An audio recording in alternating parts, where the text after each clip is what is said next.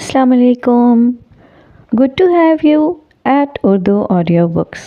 हाजिर खिदमत है नूर राजपूत का नावल मासील, एपिसोड 33। साद उन सब को लेकर एक बहुत बड़े और अच्छे रेस्टोरेंट आया था। हाद और ईमान दुल्हा दुल्हन के रूप में वहाँ नहीं आ सकते थे। हाद फ़िलहाल ईमान को सबकी नज़रों में नहीं लाना चाहता था। वो शेरवानी गाड़ी में रखकर उनके पास आया था। उसने ईमान का हम रंग ड्रेस पहना था और ईमान ने पहली बार उसे शलवार कमीज़ में देखा था। उसकी नज़रें उठने से इनकारी थीं। यहाँ से आप सब लोग होटल जाएंगे, सबके रूम्स बुकड हैं और सुबह अपने अपने घरों को। वलीमा अभी नहीं था। तुम हमारे साथ नहीं जाओगे? हमदान साहब ने पूछा। नहीं, मैं ईमाने को अपनी दुनिया में लेकर जा रहा हूँ। यानी हमारी ज़रूरत ख़त्म? सैयद जबील ने तंज़िया कहा तो वो मुस्कुरा दिया। देखें भाई, निकाह हो गया, खाना आप लोग खा चुके, तो बस इतना ही होता है। बाबा जान इसके भी पर निकल आए हैं। हनीफ़ा भाई ने सैयद ज़िया जबील को मुखातिब किया। ये पर पहले से ही हैं, मोहतरम ने हमें अब दिखाए हैं। वो सब उसे आड़े हाथों ले रहे थे। सलमा बेगम और हमीज़ा उन सब से मिलकर बहुत खुश हुए थे। बाहर अब अंधेरा था और हल्की बारिश भी। हानम गाड़ी में थी और उसकी गाड़ी बिल्कुल सादा थी। मनहा उसके पास थी। उसने साद को सब हिदायत की। हानम ने उसकी पेशानी को चूमा और वो उन सबको खुदा हाफिज़ कहते बाहर निकल आया। थैंक यू मनहा, अब तुम जा सकती हो, उसने झुकते हुए मनहा से कहा। खाली हाथ नहीं जाऊंगी, पहले पैसे। उसने हाथ बढ़ाया तो हाथ ने अपने वॉलेट से एटीएम निकालकर उसे दे दिया और वो खुश होते गाड़ी का दरवाज़ा खोलकर अंदर की जाने भागी। वो उसके साथ वाली सीट पर बैठ चुका था। कफ फोल्ड थे और फिर उसने गाड़ी स्टार्ट की। एक बार पहले भी ईमान ने उसे गाड़ी ड्राइव करते देखा था। उसका स्टीयरिंग घुमाना ऐसा था कि वो सालों देख सकती थी। उसे एक सफ़ेद शख्स की ख्वाहिश थी और आज अल्लाह ने उसे सफ़ेद महाफिज से नवाज दिया था। ये सफ़र उसकी ज़िंदगी का खूबसूरत तरीन सफ़र था। खामोशी से विंड स्क्रीन पर बहती बारिश की बूंदों को देख रही थी। Are you okay? उसे खामोश बैठे देखकर वो खुद ही बोला। हाँ, मैं ठीक हूँ। उसने गोद से हाथ उठाया और कंगनों के टकराने का शोर गाड़ी में गूंज उठा।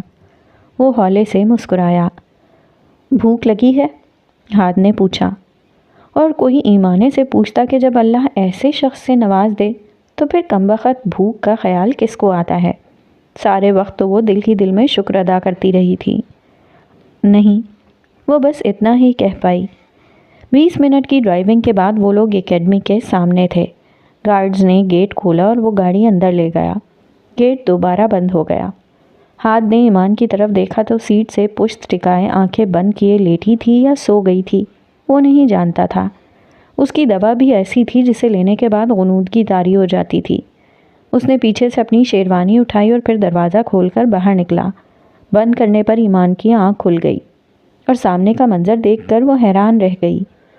गाड़ी की हेडलाइट्स में सामने पथरीली रविश फूलों से सजी थी और दोनों जानिब लगे पौधों पर बरक़ी कुमकुमे जगमग कर रहे थे। उसके इस्तक़बाल के लिए वहाँ सिर्फ वही था और वही काफ़ी था। उसने कहा था वो उसे उठा लेगा और वो वाकई बरसती बारिश में उसे एकेडमी के गेट से लेकर इमारत तक और फिर सीढ़ियाँ चढ़कर ऊपर तक ले आया था। ईमान हैरानी से उसे देख रही थी। जहाँ पहले मुलाजमों के 3 कमरे थे वहाँ अब एक ही बड़ा सा कमरा था। जब तक घर नहीं बन जाता तुम्हें यहाँ ही रहना होगा मेरे साथ। मैं तुम्हें अकेले अपने अपार्टमेंट में नहीं छोड़ सकता। उसने ईमान को बेड पर बिठाया। उसके बालों पर बारिश की नन्ही बूंदें चमक रही थीं। तुम सुकून से बैठो, मैं आता हूँ। वो उसे कहते कमरे का दरवाज़ा खोलकर बाहर निकल गया और ईमान हैरानी से कमरे को देखने लगी। ये काफ़ी बड़ा और खुला था। कमरे में ज़्यादा सामान नहीं था। एक बेड से काफ़ी फासले पर तकरीबन दूसरे कोने में सिटिंग एरिया था। कमरे में विंडो के पास रूम प्लांट रखे थे और ड्रेसिंग रूम अलग था जिसका दरवाज़ा कमरे से ही खुलता था। लेकिन एक ड्रेसिंग टेबल बेड के बाईं जानिब रखा था। बेड के साइड टेबल पर फूल रखे थे। कमरे में हल्की रोशनी थी। वो हैरानी से देखे गई। शायद वो काफ़ी नफासत पसंद था। हर चीज़ अपने ठिकाने पर थी। ईमान ने अपनी शॉल उतार कर साइड पर रख दी وہ اب بیک گراؤنڈ سے ٹیک لگائے بیٹھی تھی۔ اس نے آنکھیں بند کر لیں۔ وہ تھک گئی تھی اور اسے اپنے کندھے اور پاؤں میں درد محسوس ہو رہا تھا۔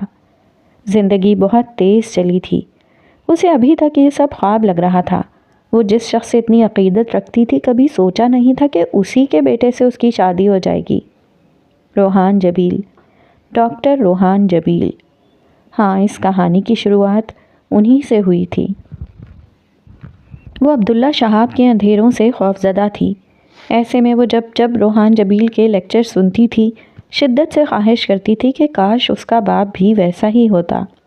پھر اسے بینش ملی، بینش مستقیم، آر جے کے دوست مستقیم عرف مکی کی بیٹی۔ وہ جبیل خاندان کو اچھے سے جانتی تھی اور وہی ذریعہ بنی تھی اسے اس خاندان تک لانے کا۔ وہ ان سب کی کہانی بینش کی زبانی بڑی دلچسپی سے سنتی تھی۔ پھر بینش نے اسے اپنے کزن عبدل سے متعارف کروایا جو ہاتھ تھا، لیکن بینش نے یہ نہیں بتایا تھا کہ وہ روحان جبیل کا بیٹا تھا، اور ایمان کو اس شخص کی سفیدی نے اپنی جانب کھینچا تھا۔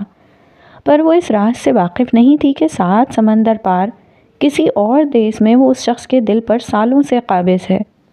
اسے ہاتھ جبیل تک لایا گیا کیونکہ وہ ہاتھ کے دل میں رہتی تھی۔ اسے عبدل نے پابند کر دیا تھا اور وہ پابند رہا۔ اس نے ہمیشہ وعدے نبھائے۔ اس کی زندگی ہاتھ سے شروع ہوئی تھی، پھر عبدل، ادھم اور مشارب سے ہوتی واپس اسی تک لے آئی تھی۔ وہ سب تو ذریعہ بنے تھے، ایک دوسرے کی منزل تک پہنچنے میں مدد کی تھی۔ اسے عبدل یاد آیا، جانے وہ کہاں تھا؟ اسے عبداللہ شہاب یاد آیا جو پچھلے 6 ماہ سے لاپتہ تھا۔ اس کے دل میں ابھی تک ڈر تھا۔ ایسے وقت میں جب اولاد کو سب سے زیادہ باپ کی ضرورت ہوتی ہے، خاص کر بیٹی کو، عبداللہ شہاب نہیں تھا۔ وہ شخص تب نہیں تھا جب ایمان کو اس کی ضرورت تھی۔ اسے بے اختیار رونا آ گیا تھا۔ کافی وقت گزر چکا تھا اور ہاتھ ابھی تک نہیں آیا تھا۔ وہ لیٹنا چاہتی تھی پر اسے جولری تنگ کر رہی تھی۔ اس نے اپنے دوپٹے کو اتارا اور پھر بیڈ کا سہارا لے کر اٹھنے کی کوشش کی اور ڈریسنگ ٹیبل کے سامنے رکھے اسٹول پر بیٹھ گئی۔ اب وہ اپنے ہاتھوں سے کنگن اتار رہی تھی۔ اچانک دروازہ کھلا اور وہ اندر آیا۔ اس نے ایمان کو دیکھا اور وہ بے ساختہ اس کی جانب لپکا۔ ایمانے، تم کیوں اٹھی؟ میں ہیلپ کر دیتا نا۔ وہ اب اس کے پیچھے کھڑا تھا۔ میں ٹھیک ہوں، بس یہ تنگ کر رہی تھی، سوچا اتار دوں۔ اس کی نظر ایمان کے بالوں سے ہوتی اس کی گردن پر ٹھہر گئی، جہاں وہ 2 نشان تھے، پیدائشی نشان، جو چمکتے نہیں تھے لیکن ان کا رنگ باقی جسم سے زیادہ سفید تھا، اس لیے وہ واضح ہوتے تھے۔ وہ بیڈ پر بیٹھا اور اس نے اسٹول کو گھما کر ایمان کا رخ اپنی جانب کیا۔ مجھے نہیں پتا تھا تمہیں اتنی الجھن ہو رہی ہوگی، میں نوافل ادا کرنے گیا تھا۔ وہ اس کے چہرے کو دیکھنے لگی۔ دھلا دھلایا صاف شفاف چہرہ وضو کے بعد اور بھی خوبصورت لگ رہا تھا۔ وہ اب اس کے ہاتھ پکڑے اس کے کنگن اتار رہا تھا۔ تمہیں پاؤں پر زیادہ وزن نہیں ڈالنا تھا، سردی کا موسم ہے، درد ہو جائے گا۔ وہ اسے دیکھتی رہی۔ کیسے بتاتی درد پہلے ہی ہو رہا تھا؟ کوئی اتنی نرمی سے بات کیسے کر سکتا ہے؟ اس نے تو ہمیشہ نفرت سہی تھی۔ عبداللہ شہاب کا چیخنا چلانا، یہ شخص اتنی نرماہٹ کہاں سے لایا تھا؟ خود پر اس کی نظریں محسوس کر کے ہاتھ نے نگاہیں اٹھا کر اسے دیکھا۔ وہ نم آنکھیں لیے اسے ہی دیکھ رہی تھی۔ آنسو بس آنکھوں سے بہنے کو تیار تھے۔ پلیز رونا مت، اس کے کہنے کی دیر تھی اور وہ رو پڑی۔ سیریسلی، میں نے کبھی اتنی خوبصورت لڑکی کو روتے نہیں دیکھا۔ وہ اب اسے بہلانے کی کوشش کر رہا تھا۔ ایمان، تمہاری برائیڈل لک خراب ہو رہی ہے۔ اور وہ روتے روتے ہنس دی۔ آہستہ آہستہ اس کے رونے میں خاموشی آ گئی۔ اب وہ سر جھکائے بیٹھی تھی اور وہ اسے نرم نگاہوں سے دیکھ رہا تھا۔ آج اس کا من پسند شخص محرم کے روپ میں اس کے سامنے بیٹھا تھا اور وہ خاموش تھی۔ وہ کچھ کہنا چاہتی تھی لیکن لب پھڑپھڑا کر رہ جاتے تھے۔ شاید وہ بے بسی کی انتہا پر تھی۔ اس نے ہمت جمع کی اور کہنا شروع کیا۔ آپ کو پتہ ہے گلیشیئرز کیسے بنتے اور کیسے پگھلتے ہیں؟ ایمان کی غیر متوقع بات پر ہاتھ نے چونک کر ایمان کو دیکھا۔ اس کے وجود میں اب لرزش تھی۔ وہ محسوس کر سکتا تھا۔ وہ شاید سمجھ گیا تھا کہ وہ بولنے کے لیے کتنے پر تول رہی تھی۔ ایمان نے ایک نظر اس کے اجلے چہرے کو دیکھا جس پر الجھن پھیلی تھی اور پھر نظریں جھکا لیں۔ وہ اسے ہی سننا چاہتا تھا۔ جب خالی خشک یا پھر ہری بھری زمین پر برف پڑتی ہے نا، اور پھر وہ بند ہی نہیں ہوتی، مسلسل جاری رہتی ہے، کبھی مہینوں تو کبھی سالوں، اور اسے دھوپ کی ذرا سی بھی حدت نہ ملے تو پھر وہ جمنا شروع ہو جاتی ہے، اور پھر رفتہ رفتہ وہ پتھر بن کر گلیشیئر میں بدل جاتی ہے۔ وہ سانس لینے کو رکی، اور وہ سانس روکے سن رہا تھا۔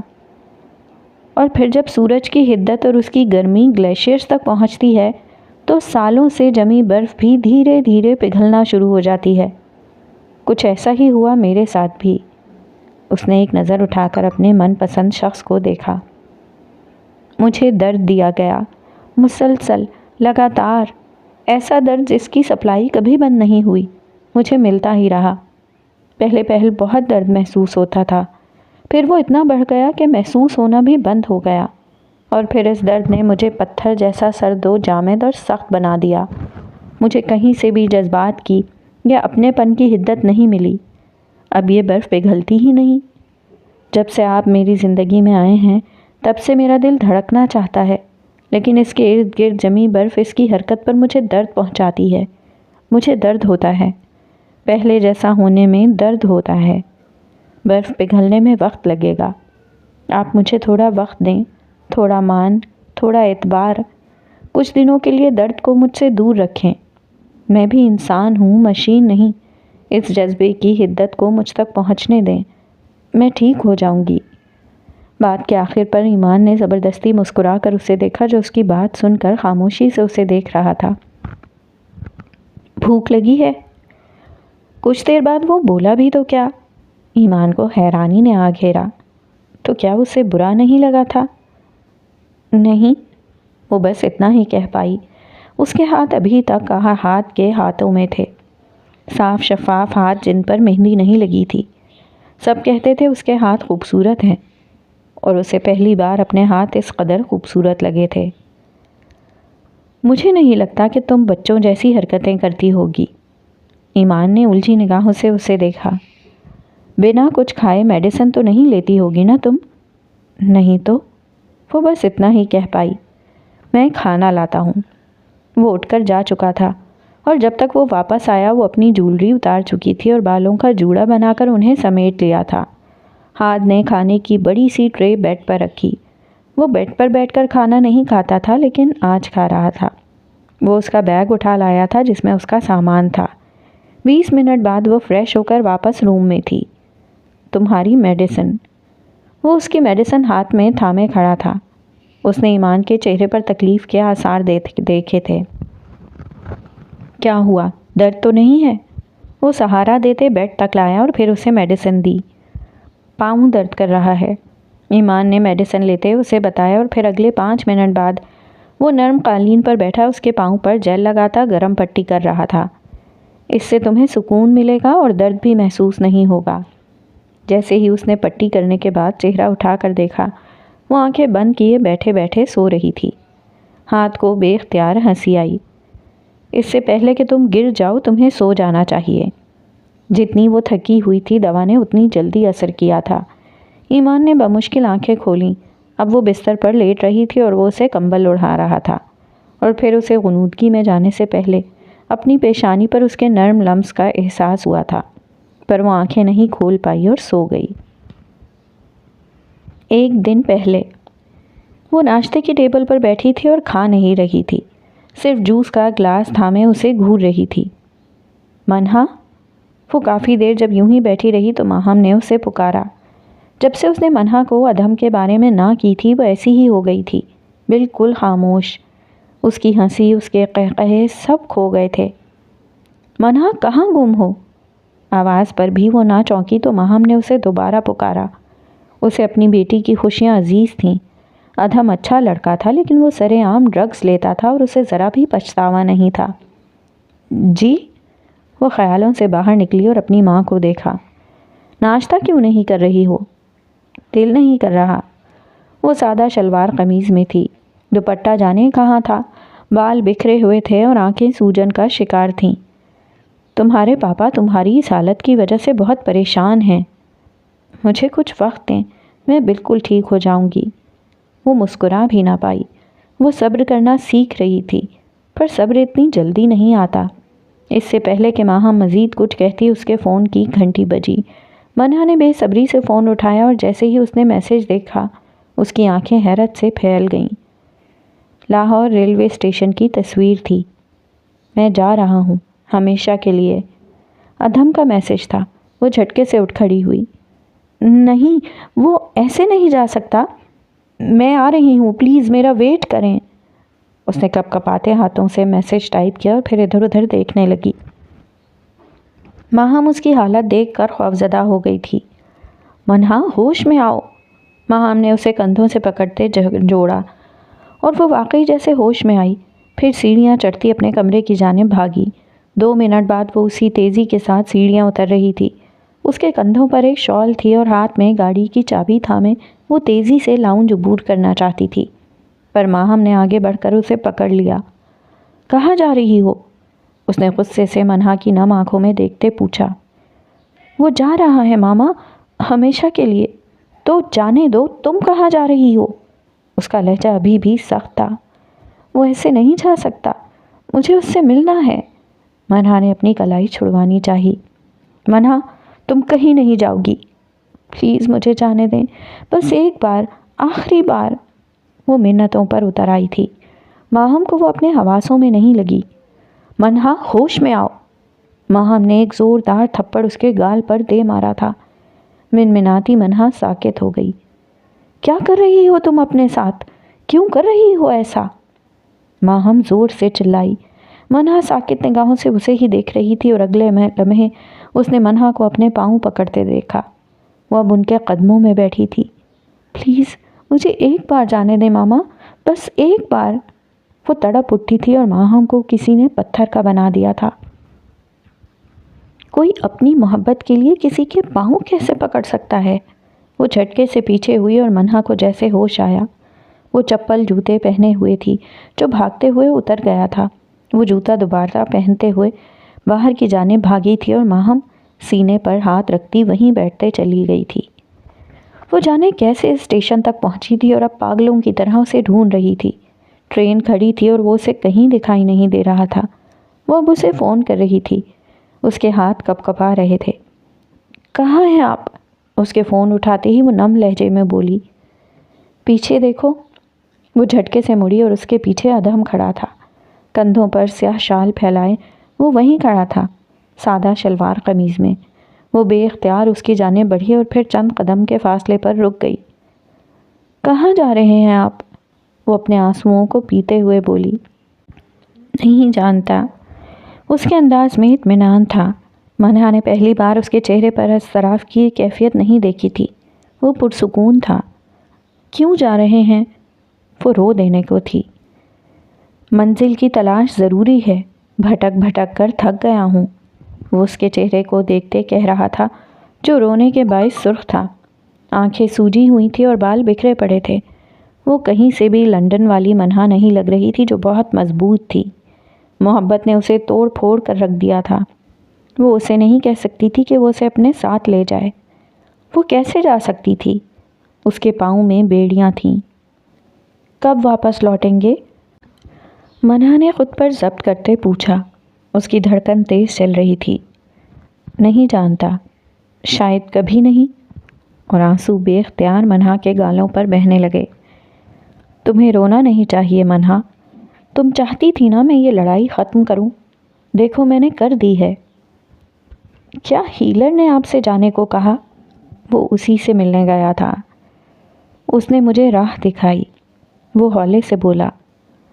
وہ ہمیشہ ہی دکھاتی رہی پر میں اندھا بنا رہا۔ وہ کہنا چاہتا تھا پر کہہ نہیں پایا۔ اگر میں آپ کو روکوں تو آپ رک جائیں گے؟ میں چاہوں گا تم مجھے مت روکو۔ اور منہا نے ضبط کا گہرا سانس لیا۔ میں آپ کا انتظار کروں گی۔ میں چاہوں گا تم میرا انتظار مت کرو۔ وہ اسے دیکھ رہا تھا اور وہ نیچے۔ جب آپ کو اپنی منزل مل جائے تو مجھے ضرور یاد کیجیے گا۔ اور میں چاہتا ہوں منہا حارث واپس اپنی دنیا میں لوٹ جائے، وہ ہنسے جھومے اور خوش رہے، کیونکہ وہ ایک خاص لڑکی ہے، اس پر یہ سوگواریت نہیں سچتی۔ وہ خاموش کھڑی سنتی رہی۔ ریلوے اسٹیشن پر ہارن گونجا۔ ٹرین اب چلنے کو تیار تھی۔ منہا کی دھڑکن بے اختیار تیز ہوئی۔ اس نے گھبرا کر ادھم کو دیکھا۔ کھو دینے کا، کبھی نہ دیکھنے کا ڈر اس کے چہرے پر نمایاں تھے۔ اپنا خیال رکھنا۔ اس نے آگے ہو کر منہا کا گال تھپ تھپایا۔ منہا کچھ کہنا چاہتی تھی پر حلق میں کانٹے اگائے تھے، خشک نیلے پڑنے لگے تھے ہونٹ۔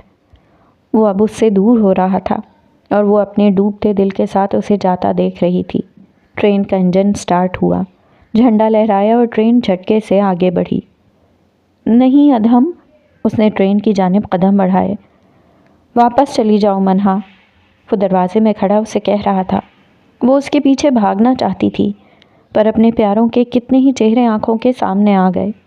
ٹرین نے رفتار پکڑ لی، وہ اب تیزی سے دور جا رہی تھی۔ وہ وہیں اسٹیشن پر ڈھہ گئی اور اب زمین پر بیٹھی پھوٹ پھوٹ کر رو رہی تھی۔ اسٹیشن پر آتے جاتے لوگ اسے دیکھ رہے تھے، وہ صرف دیکھ رہے تھے۔ اس کے درد سے تو صرف وہی واقف تھی۔ ٹرین دور جا رہی تھی اور اس کے رونے کی شدت بڑھ رہی تھی۔ وہ خالی ہاتھ رہ گئی تھی، جیسے اس سے اس کی پسندیدہ چیز کو چھین لیا گیا ہو۔ تم نے مجھے کوئی سنگی مجسمہ ہی سمجھا کہ جس پر کوئی بات، کوئی دکھ، کوئی تکلیف اثر ہی نہیں کرتی؟ تو سنو، دھوپ کی چبھن مجھے بھی ہوتی ہے، کسی کا سخت لہجہ مجھے بھی محسوس ہوتا ہے، باتوں کے تیر بھی مجھے لگتے ہیں، کسی کی باہوں کا مضبوط حصار مجھے بھی چاہیے تھا، ایک اعتبار مجھے بھی چاہیے تھا۔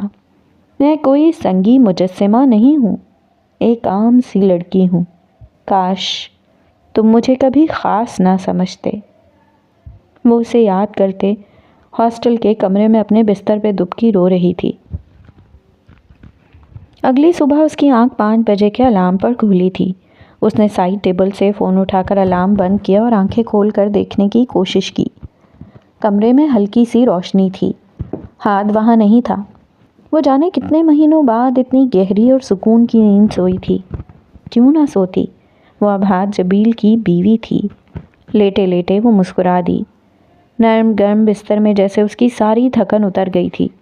پھر وہ کمبل اتارتی اٹھ بیٹھی۔ نماز کا وقت تھا، رات بھی وہ جلدی سو گئی تھی۔ اسے اپنے پاؤں اور کندھے میں درد محسوس نہیں ہوا۔ اس نے بیڈ سے پاؤں اتارتے نیچے رکھا۔ پاؤں پر ابھی بھی گرم پٹی تھی، عاد نے اپنے ہاتھوں سے کی تھی۔ مسکان پھر سے اس کے لبوں پر آ ٹھہری۔ اس نے بے اختیار اللہ کا شکر ادا کیا اور پھر لنگڑا کر چلتی واش روم تک گئی، جو کمرے کے دوسرے کونے پر تھا۔ 5 منٹ بعد وہ وضو کر کے باہر نکلی، تب اس نے کمرے میں ایک ٹیبل اور ایک چیئر کا اضافہ نظر آیا۔ اس پر ہاتھ کا لیپ ٹاپ رکھا تھا۔ تھوڑی تلاش پر اسے جائے نماز بھی مل گئی۔ اس نے ذرا سا پردہ اٹھا کر گلاس ونڈو سے نیچے جھانکا۔ باہر ابھی اندھیرا تھا۔ غور کرنے پر اسے نیچے گراؤنڈ پر کوئی بھاگتا ہوا محسوس ہوا۔ وہ ہاتھ تھا، رننگ کر رہا تھا۔ وہ کئی لمحے اسے دیکھتی رہی۔ اس کی رفتار کافی تیز تھی۔ پھر اس نے جائے نماز بچھایا اور بیٹھ کر اشاروں سے نماز پڑھی۔ پھر کتنی ہی دیر وہ شکرانے کے کلمات ادا کرتی رہی۔ اس کے چہرے پر الگ ہی رونق تھی۔ کمرے میں گرمائش تھی اور وہ بڑی سی شال لپیٹے وہ جائے نماز پر بیٹھی رہی۔ کمرے سے مخصوص مہک آ رہی تھی جو اسے رات کو ہاتھ سے آ رہی تھی جب وہ اس کے قریب بیٹھا تھا۔ وہ آنکھیں بند کیے اسے اپنے اندر اتارنے لگی۔ پھر اٹھ کھڑی ہوئی۔ اس نے دوبارہ پردہ سرکا کر دیکھا، ہاتھ وہاں نہیں تھا۔ وہ بیڈ کی جانب آئی اور اپنا فون اٹھایا۔ تب اس کی نظر سائڈ ٹیبل پر رکھے پھولوں پر پڑی۔ پھولوں کے ساتھ ہی ایک فائل رکھی تھی جس پر ربن لگا تھا۔ For you my wife. وہ مسکرا دی اور پھر اس نے ربن کھول کر فائل کو دیکھا اور اگلے لمحے اسے کمرے کی چھت اپنے اوپر گرتی محسوس ہوئی۔ وہ اسپتال کے کاغذات تھے۔ اسپتال اب اس کے نام پر تھا۔ وہ اس اسپتال کی اونر تھی جس کے اونر نے اسے نکالا تھا۔ وہ ایک جھٹکے سے اٹھ کھڑی ہوئی اور کاغذ الٹ پلٹ کر دیکھنے لگی۔ ہر بار پڑھنے پر اسے یہی سمجھ آ رہا تھا۔ وہ حیران رہ گئی۔ تبھی کمرے کا دروازہ کھلا اور ہاتھ اندر آیا۔ میں تمہیں نماز کے لیے ہی اٹھانے آیا تھا۔ وہ جوتے باہر نکال کر آیا تھا۔ اس کے ہاتھ میں ٹال تھا جس سے وہ اپنا منہ صاف کر رہا تھا۔ ٹی شرٹ میں اس کے بازو نمایاں تھے۔ یہ فائل؟ وہ بے اختیار اس کی جانب بڑھی، لیکن پاؤں پر وزن پڑنے کے باعث اٹھنے والے درد نے اسے کراہ کر گرنے پر مجبور کیا تھا۔ पर हाथ आगे बढ़कर उसे थाम चुका था। क्या कर रही हो? ध्यान से चलो। वो उसके इर्द गिर्द बाजू फैलाए खड़ा था, जबकि ईमान अभी तक फाइल में उलझी थी। ये क्या है? वो इतना मेहरबान था कि उसकी मेहरबानियों पर रोना आ रहा था। तुम्हारा गिफ्ट है। उसके चेहरे पर हैरत और बेयकीनी के तासुरात देखकर वो थोड़ा सा झुका और उसकी नाक को छुआ। लेकिन ये तो अस्पताल है। कि अब तुम्हारा है। वो उसे यूं ही थामे खड़ा था। बड़ी सी चादर के हाले में उसका साफ चेहरा कितना मासूम लग रहा था। ये आपने ख़रीद लिया? हाँ। डायरेक्टर मान गए? वो हौले से मुस्कुराया। डायरेक्टर को उसने कैसे मनाया था ये वो ही जानता था, पर उस लम्हे जो बेयकीनी ईमान के चेहरे पर थी वो उसे तमानियत बख्श रही थी। उसने मेरी वाइफ को अस्पताल से निकाला, मैंने अस्पताल ही ख़रीद लिया। अब तुम्हें कोई यहाँ से नहीं निकाल सकता। और ईमान का दिल भर आया था। कैसे बिन कहे वो सब समझ लेता था। वो बेयकीनी से फाइल को देखती रही। लेकिन इतने पैसे कहाँ से आए? कीमत देखकर उसकी आंखें फट पड़ी थीं। तुमने तो मुझे कंगाल ही समझ लिया है। वर्ल्ड्स बेस्ट डेटा साइंटिस्ट हूँ यार। पैसा कहाँ इन्वेस्ट करना है ये भी जानता हूँ। जितनी इन्वेस्टमेंट थी अब काम आ गई ना। ईमान को समझ ना आया वो हंसे या रोए।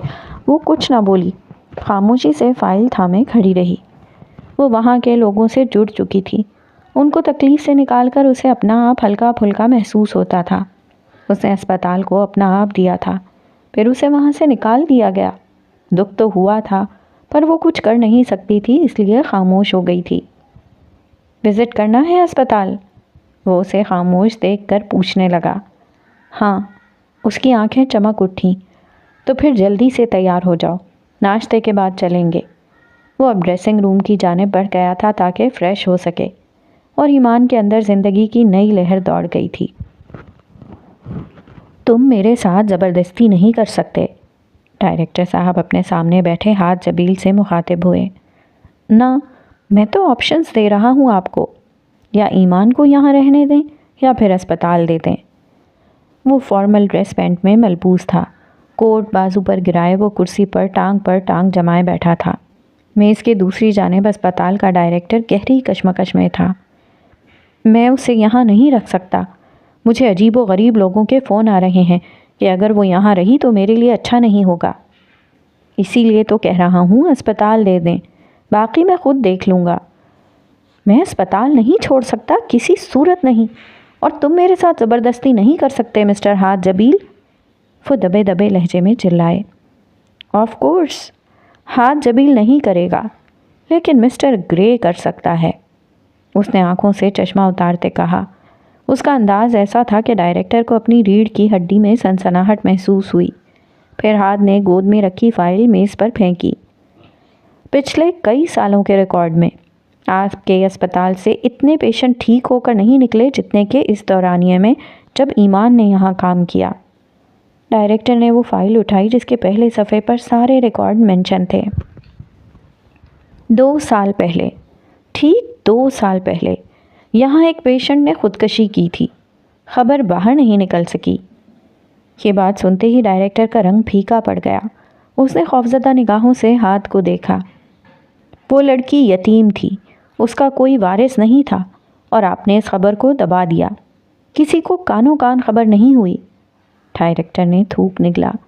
बोलने के लिए मुंह खोला, लेकिन अल्फाज दम तोड़ गए।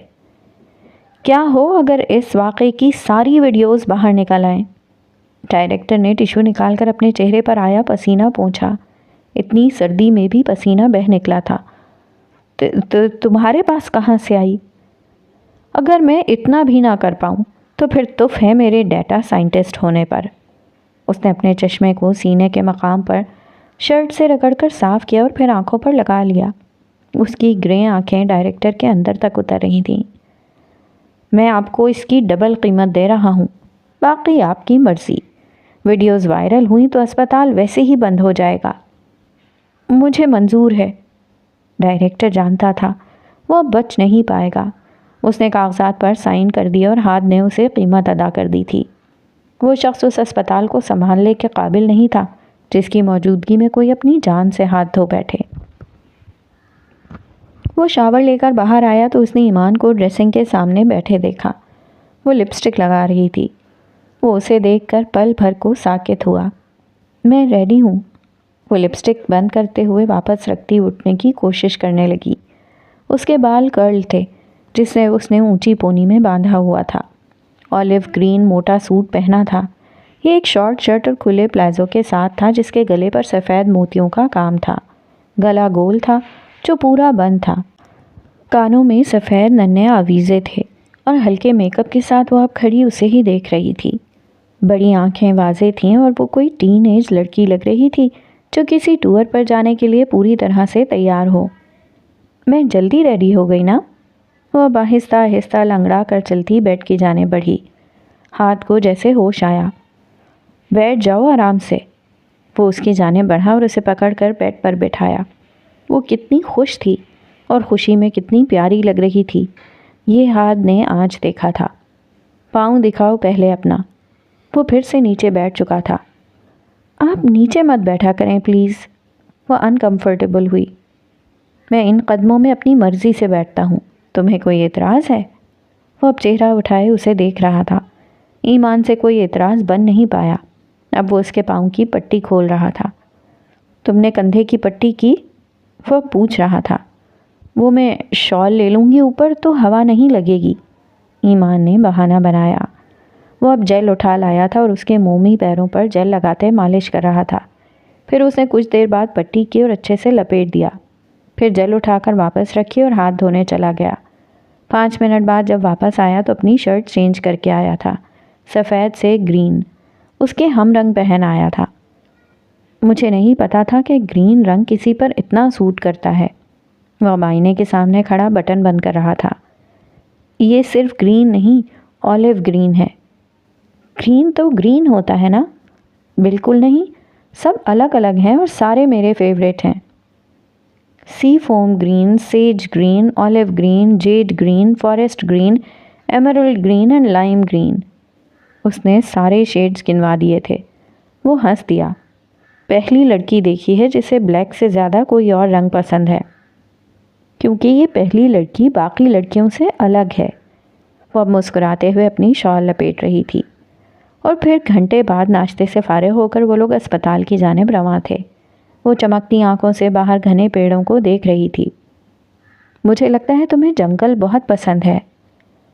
ہاں، میں چاہتی ہوں میرا گھر جنگل میں ہو یا جنگل میرے گھر میں ہو، وہ فوراً بولی تھی۔ ہاتھ مسکرا دیا۔ کتنی خواہشیں تھیں جو اس نے اپنے اندر دبائی ہوئی تھیں، اب اسے کوئی پورا کرنے والا ملا تھا تو سب آہستہ آہستہ باہر نکلنے لگی تھیں۔ کچھ دیر بعد وہ اسپتال میں تھے۔ ہاتھ اسے سہارا دیتے اندر لایا تھا۔ اس نے سر پر گرم اسکارف لیا ہوا تھا اور سفید اونی شال کندھوں پر تھی۔ پاؤں میں سفید اسنیکرز تھے۔ وہ اسے اپنے ساتھ لیے راہداری میں آگے بڑھ رہا تھا۔ صبح صبح کا ٹائم تھا، زیادہ اسٹاف نظر نہیں آ رہا تھا۔ کسی سے ملوانا ہے تمہیں؟ وہ اسے اس کمرے تک لے آیا تھا جس میں کبھی اس نے وقت گزارا تھا جب وہ اس اسپتال میں تھی۔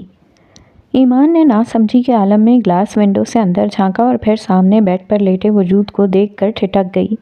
اس نے بے اختیار ہاتھ کو دیکھا۔ اندر لیٹا شخص عبداللہ شہاب تھا، اس کا باپ جو پچھلے 6 ماہ سے لاپتہ تھا۔ ہاتھ نے اسے ڈھونڈ لیا تھا۔ یہ یہاں کیا کر رہے ہیں؟ ایمان کو لگا کسی نے اس کا دل مٹھی میں بھینچ لیا ہو۔ عبداللہ شہاب کی چیخیں اسے اپنے کانوں میں سنائی دینے لگی تھیں۔ ملو گی نہیں ان سے؟ وہ اس کے ساتھ کھڑا تھا۔ نہیں، مجھے نہیں ملنا۔ وہ اس سے ہاتھ چھڑا کر جانا چاہتی تھی، پر ہاتھ نے اپنی گرفت مضبوط رکھی۔ سب سے پہلا حق ہے ان کا تم پر، اور جنگ ان سے کی جاتی ہے جو اس قابل ہوں، وہ ہولے سے بولا تھا، اور ایمان کو اپنی آنکھوں میں نمی امٹتی محسوس ہوئی۔ تم ہیلر ہو نا؟ تمہارا یہ مرہم سب کے لیے ایک سا ہونا چاہیے ایمانے۔ وہ ہولے ہولے سرگوشیاں کر رہا تھا۔ اس نے ایمان کو تھام رکھا تھا ورنہ وہ گر جاتی۔ خود ساختہ لڑائی ختم کر دو، تمہیں سکون ملے گا۔ اس کی بات سن کر ایمان نے پلکیں جھپکتے اپنے آنسوؤں کو اندر دھکیلا۔ ماضی کی خوفناک یاد اپنے تمام تر خونی پنجوں کے ساتھ اس کے جسم سے چپک چکی تھی۔ تم آج نہیں بچو گی، تمہیں مرنا ہوگا، میں تمہیں مار ڈالوں گا۔ چھوٹے سے کمرے میں عبداللہ شہاب اسے گلا دبا کر مارنے کی کوشش کر رہا تھا۔ وہ خود کو بچانے کے لیے ہاتھ پاؤں مار رہی تھی، لیکن عبداللہ شہاب کی گرفت بڑھتی ہی جا رہی تھی۔ سیاہ یادیں۔ ہاتھ نے ایمان کی غیر ہوتی حالت کو دیکھا اور پھر آہستگی سے اسے خود سے لگایا۔ وہ بے طرح تڑپ رہی تھی، جیسے ابھی تک عبداللہ شہاب نے اس کا گلا دبا رکھا ہو۔ انہوں نے مجھے مارنے کی کوشش کی، انہوں نے میرا گلا دبایا تھا، انہوں نے میرا یقین نہیں کیا، کبھی نہیں کیا، وہ روتے ہوئے بتا رہی تھی۔ انسان سبھی بری یادوں سے نکل آتا ہے سوائے بچپن کے ٹراما کے، اور ٹراما بھی جو باپ سے ملا ہو۔ میں نے کبھی کچھ غلط نہیں کیا، میرا کبھی کوئی افیئر نہیں تھا، وہ روتے ہوئے ہاتھ کو بتا رہی تھی، اور ہاتھ کے لیے اسے سنبھالنا مشکل ہو گیا تھا۔ میں اندر نہیں جاؤں گی، وہ مجھے مار ڈالیں گے۔ وہ وہاں سے بھاگ جانا چاہتی تھی اور ہاتھ اسے تھام کر آفس لے آیا تھا۔ وہ اسکول میں تھی، ایک ٹین ایج لڑکی جس کی دنیا اپنے کمرے اور کتابوں تک تھی۔ اسے عبداللہ شہاب نے گلا دبا کر مارنا چاہا تھا، کیونکہ انہوں نے اس کی وہ ڈائری پڑھ لی جسے وہ سب سے چھپا کر لکھتی تھی۔ اس کے پاس کوئی دوست نہیں تھا، کوئی سہیلی نہیں تھی، وہ اپنے احساسات کو اپنی ڈائری میں لکھتی تھی۔ ایک دن عبداللہ شہاب نے اسے چھت پر ڈائری لکھتے دیکھ لیا، تب وہ کلاس نہم میں تھی۔ اس دن عبداللہ شہاب کو شک ہوا، پھر انہوں نے جب وہ اسکول میں تھی اس کے کمرے میں وہ ڈائری ڈھونڈ نکالی جس میں اس نے بہت ساری باتیں لکھی تھیں۔ اسے روحان جبیل جیسا باپ چاہیے تھا، لائف پارٹنر کا خیال تو اس کے ننھے ذہن میں تب تک آیا ہی نہیں تھا۔ اسے شاعری پسند تھی، چند اشعار لکھے اور عبداللہ شہاب نے اس بنا پر اسے مارنا چاہا تھا۔ وہ مر جاتی اگر اسے بچانے سلمہ بیگم نہ آتیں۔ اس دن عبداللہ شہاب نے ایمان کے دل میں نفرت کی گہری ضرب لگا دی تھی۔ اس کے بعد وہ شاعری کی طرف متوجہ نہیں ہوئی، اس نے کبھی کوئی ڈائری نہیں خریدی۔ وہ اپنے جذبات اپنے اندر ہی چھپا کر رکھنے کی عادی ہو گئی۔ وہ اب صوفے پر بیٹھی اپنی سسکیوں کو دبانے کی کوشش کر رہی تھی۔ وہ اس کے قریب ہی بیٹھا تھا، اس کی کمر کے گرد بازو حائل کیے اسے اپنے ساتھ لگایا ہوا تھا، جبکہ دوسرے ہاتھ سے اس کا ہاتھ تھاما ہوا تھا۔ وہ اس کے کندھے سے سر ٹکائے بیٹھی تھی۔ اس کی کلائی میں نازک سا کنگن تھا جو حانم نے اسے دیا تھا اور وہ پہنے ہوئے تھی۔ وہ کنگن کمرے کی دھیمی روشنی میں جگمگ کر رہا تھا اور اس کی کلائی میں اس قدر حسین لگ رہا تھا کہ ہاتھ سے نظریں ہٹانا مشکل ہو گیا۔ وہ اس کے کنگن سے کھیل رہا تھا۔ آئی ایم سوری، مجھے تمہیں پہلے بتانا چاہیے تھا، وہ اب معذرت کر رہا تھا۔ مجھے لگا تم ان سے ملنا چاہو گی۔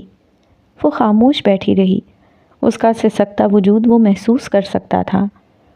مجھے لگتا تھا میں آج بھی وہی ہوں، وہ ہولے سے بولی۔ ہاتھ نے اس کے وجود کی جنبش کو محسوس کیا۔ آج بھی بیڈ کے نیچے چھپی ہوئی ہوں، ان سے ڈر کر۔ وہ اپنے وہ احساسات شیئر کر رہی تھی جو کسی سے نہیں کیے تھے۔ میں نے انہیں معاف کرنے کی کوشش کی، بچپن سے اب تک بہت بار، ہر بار انہوں نے میرا دل توڑا، اور جن لڑکیوں کے دل سب سے پہلے ان کے باپ توڑتے ہیں نا، ان کے لیے ہیل کرنا دنیا کا سب سے مشکل کام ہوتا ہے۔ وہ اب رو نہیں رہی تھی۔ ہاتھ کو اس کے سرد ہاتھوں کا سرد پن محسوس ہوا تو اس نے ایمان کا ایک ہاتھ اپنی گرم جیکٹ کی پاکٹ میں ڈال لیا اور دوسرا اپنے ہاتھ میں دبا لیا، جبکہ ایک ہاتھ سے اسے اپنے ساتھ لگایا ہوا تھا۔ مشکل ہوتا ہوگا عام لڑکیوں کے لیے، لیکن تم تو ہیلر ہو نا، وہ پیار سے بولا تھا۔ ہیلر بننا اتنا آسان نہیں تھا، وہ بتا رہی تھی۔ وہ جانتا تھا، لیکن اس وقت وہ اس کا ذہن عبداللہ شہاب سے ہٹانا چاہتا تھا۔ میں بہت بار گری، ہر بار جب کسی لڑکی سے سامنا ہوا جس نے فیملی ٹراما سہا تھا، میں فوراً ڈھہ جاتی تھی۔ لیکن تم نے کر دکھایا ایمان، تم نے کر دکھایا، وہ جذب سے کہہ رہا تھا۔ ایمان نے گہرا سانس لیا اور سر اٹھا کر اسے دیکھا۔ وہ اس کے کتنا قریب بیٹھا تھا، دل بے اختیار دھڑکا۔ گرین شرٹ پر سیاہ جیکٹ پہنے اور اپنا مخصوص چشمہ آنکھوں پر سجائے، وہ تمام حسیات سے اس کی جانب متوجہ تھا۔ اس کے کلون کی مہک ایمان کو ویسے ہی بہت پسند تھی۔ میں اب ٹھیک ہوں، وہ اب اس سے الگ ہوئی، چہرہ بلا وجہ ہی سرخ ہو گیا تھا۔ وہ اس سے لپٹ کر روئی تھی اور ہاتھ نے اسے خود سے لگائے رکھا تھا۔ وہ چند منٹ پہلے کا منظر یاد کر کے خفت سے آنکھیں میچ گئی۔ تو واپس چلیں؟ وہ اس کے گریز پر مسکراہٹ دبا کر پوچھنے لگا۔ نہیں، میں کچھ دیر یہاں رکنا چاہتی ہوں، شاید کچھ گھنٹے۔ وہ اسپتال کا راؤنڈ لگانا چاہتی تھی۔ اچھا، وہ کچھ سوچتے ہوئے بولا، تو تم یہاں رکو، کچھ دیر مجھے چھوٹا سا کام ہے، میں 1 گھنٹے تک تمہیں پک کر لوں گا، ٹھیک ہے؟ وہ بولا تو ایمان نے اس بات میں سر ہلایا۔ وہ اٹھ کھڑا ہوا۔ اور اب رونا مت، وہ اس کی جانب جھکتے ہوئے سر پر ہاتھ رکھتے بولا۔ ایمان نے چہرہ اٹھا کر اسے دیکھا۔ وہ دونوں بھائی عورت کو عزت دینے کے معاملے میں ایک جیسے تھے۔ وہ جڑواں تھے، شاید 2 جسم 1 جان۔ عبدل بھی اسے ایسے ہی ٹریٹ کرتا تھا۔ نہیں روتی، وہ ہولے سے بولی۔ Good girl. وہ مسکرایا اور پھر جھک کر اس کی پیشانی کو چھوا اور پھر دروازے کی جانب بڑھا۔ ایمان کو اس لمس کی تاثیر اپنے اندر تک اترتی محسوس ہوئی۔ دروازے کے قریب پہنچ کر وہ رکا۔ میں نے اسٹاف کو ساری ہدایات کر دی ہیں، تمہیں راؤنڈ لگانا ہو تو ویل چیئر پر جانا، ایسے نہیں۔ وہ نم آنکھوں سے مسکرائی تو وہ دروازہ کھول کر باہر نکل گیا۔ اگلے 1 گھنٹے بعد وہ ویل چیئر پر بیٹھی اس کمرے کے باہر کھڑی تھی جس میں عبداللہ شہاب تھے۔ ایک نرس اس کے پیچھے کھڑی تھی، اس کی کرسی تھامے۔ دروازہ کھول دو، اس نے نرس سے کہا۔ لیکن میم، یہ پیشنٹ خطرناک ہیں، یہ آپ کو نقصان پہنچا سکتے ہیں۔ اس سے زیادہ کیا نقصان پہنچائیں گے؟ وہ ہولے سے بڑبڑائی۔ تم دروازہ کھول دو اور چلی جاؤ، میں انہیں خود دیکھ لوں گی۔ آر یو شور میم؟ نرس تذبذب کا شکار تھی۔ وہ ایمان کو اکیلے چھوڑ کر نہیں جانا چاہتی تھی، پر ایمان کی بات کو ٹال بھی نہیں سکتی تھی۔ اس نے دروازے کے سائڈ پر لگا بٹن دبایا اور دروازہ دائیں سے بائیں جانب کھلتا چلا گیا۔ کمرے کا منظر واضح تھا۔ وہاں ایسی کوئی چیز نہیں تھی جس سے مریض خود کو نقصان پہنچا سکے۔ عبداللہ شہاب خود غرضوں میں ایک خود غرض، وہ بیڈ پر بیٹھے چھت کو گھور رہے تھے۔ ایمان نے گہرا سانس لیا، آنکھیں بند کر کے خود کو ریلیکس کیا اور پھر ویل چیئر کے ساتھ کمرے میں داخل ہو گئی۔ عبداللہ شہاب کا ایک ہاتھ بیڈ سے بندھا تھا، یہ ان کی سیفٹی کے لیے تھا۔ کبھی بھی وہ اٹھ کر دیواروں میں سر مارنے لگ جاتے تھے۔ جیسے ہی اس کی نظر ایمان پر پڑی، وہ اٹھ کر تیزی سے اس کی جانب لپکے، پر ہاتھ بندھا ہوا ہونے کی وجہ سے وہ زیادہ اس کے قریب نہیں پہنچ پائے۔ ان کی آنکھوں میں نفرت نہیں تھی جو ہمیشہ ایمان کو دیکھ کر ابھرتی تھی، ان کی آنکھوں میں صرف بے بسی تھی۔ ایمان، وہ اب اسے پکارنے کی کوشش کر رہے تھے۔ وہ اسے دیکھ کر بےتاب ہوئے تھے۔ ایمان ان سے کچھ فاصلے پر بیٹھی انہیں دیکھ رہی تھی۔ وہ اسے ویل چیئر پر بیٹھے دیکھ کر حیران ہوئے۔ مسٹر عبداللہ شہاب الدین، کیا آپ مجھے پہچانتے ہیں؟ اس کا انداز سرسری تھا، جیسے وہ شخص اس کا باپ نہیں بلکہ اس کے لیے پیشنٹ ہی ہو۔ ایمان، میری بچی؟ اس بار ایمان کو لگا کسی نے اس کا دل مٹھی میں جکڑ لیا ہو۔ وہ اسے دیکھ رہے تھے بڑے پیار سے، حسرت سے۔ جب وہ بہت چھوٹی تھی، 4-5 سالوں کی، اسے اپنے باپ سے بہت پیار تھا۔ وہ بار بار ان کی طرف لپکتی تھی اور عبداللہ شہاب ہر بار اسے خود سے دور کر دیتے تھے۔ اب ان کی آنکھوں میں حسرت تھی۔ کاش وہ اسے تب یوں نہ جھٹکتے، اسے خود سے دور نہ کرتے۔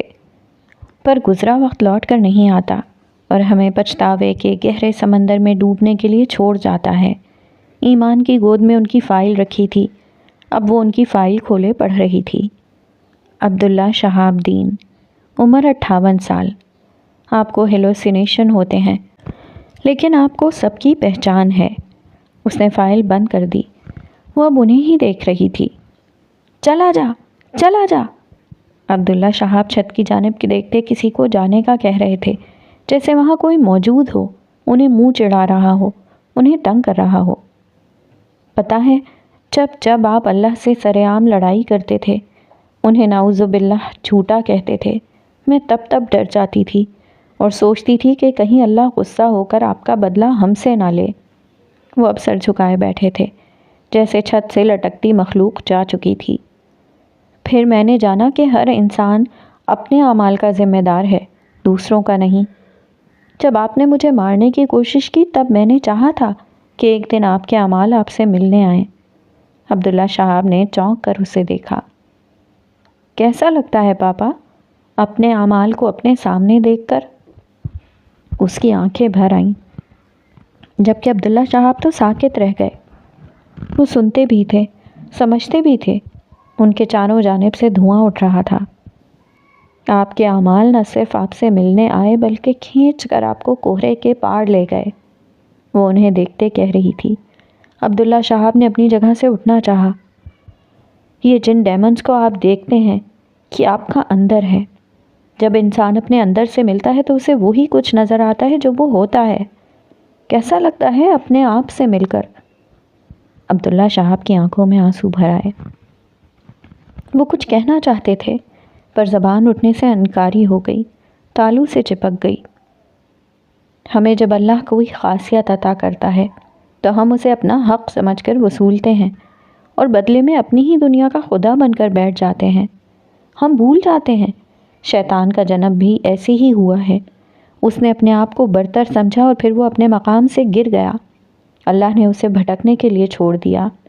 وہ نہ صرف خود بھٹک رہا ہے بلکہ وہ ہم انسانوں سے بدلے لے رہا ہے۔ تو جب اللہ ہمیں غیر معمولی ذہانت سے نوازتا ہے تو شیطان ہمارے کان میں ایسی پھونک مارتا ہے کہ ہم اندھے بہرے گونگے ہو جاتے ہیں، بھول جاتے ہیں کہ ہمیں لوٹ کر جانا ہے، ہمیں اپنے اعمال سے ملنا ہے۔ مجھے معاف کر دو، عبداللہ صاحب کے لبوں سے پھسلا تھا۔ معاف کر دو مجھے۔ وہ اب بیڈ سے نیچے اتر کر گھٹنوں پر بیٹھ چکے تھے۔ ان کا سر جھکا ہوا تھا۔ ایمان نے آگے ہو کر ان کا ہاتھ پکڑا۔ معاف کرنے والی ذات اللہ کی ہے، ان سے معافی مانگیں۔ ان کی حالت پر ایمان کا دل کٹا تھا۔ وہ جانتی تھی سفر لمبا تھا، ان کا کوہرا بہت گہرا تھا، لوٹ آنے میں وقت لگتا، پر اسے یقین تھا وہ انہیں لے آئے گی۔ وہ ہیلر تھی، اس کا یہی کام تھا۔ وہ اس کا باپ نہ بھی ہوتا تو اسے یہ کرنا تھا۔ وہ ان کے اندھیروں میں جانے کے لیے تیار تھی تاکہ انہیں کوہرے کے پار سے کھینچ لائے۔ پر عبداللہ صاحب کے اندھیروں میں ایمان بنت عبداللہ کے لیے تکلیف کے سوا کچھ نہیں تھا۔ نکاح مبارک ہو ہاتھ میں سیلف کال پر تھیں۔ آپ نہیں آئی نا؟ وہ خفا تھا۔ میں آنا چاہتی تھی لیکن ہیزل کی بگڑتی حالت کی وجہ سے نہیں آ پائی۔ ریسیپشن پر آؤں گی نا؟ کیسی ہے ہیزل اب؟ اس نے مس سیلف سے وعدہ کیا تھا کہ وہ ان کی بیٹی کو ڈھونڈ لائے گا اور اس نے ڈھونڈ لیا تھا۔ اب جب صحیح وقت آیا تھا اس نے مس سیلف کو ہیزل کے پاس بھیجا تھا۔ خفا ہے بہت، روئی ہے بہت، مس سیلف نے افسردہ لہجے میں بتایا۔ پہلے اسے بتایا گیا تھا کہ اس کی ماں مر چکی ہے، پھر اسے بتایا گیا کہ وہ اسے پیدا کر کے چھوڑ گئی تھی۔ سلطان ملک نے کبھی اسے نہیں بتایا کہ وہ اسے اٹھا لایا تھا۔ اس نے اس بچی کو اس کی ماں سے الگ کر دیا تھا۔ مان جائے گی، آپ فکر نہ کریں، وہ انہیں تسلی دیتے بولا۔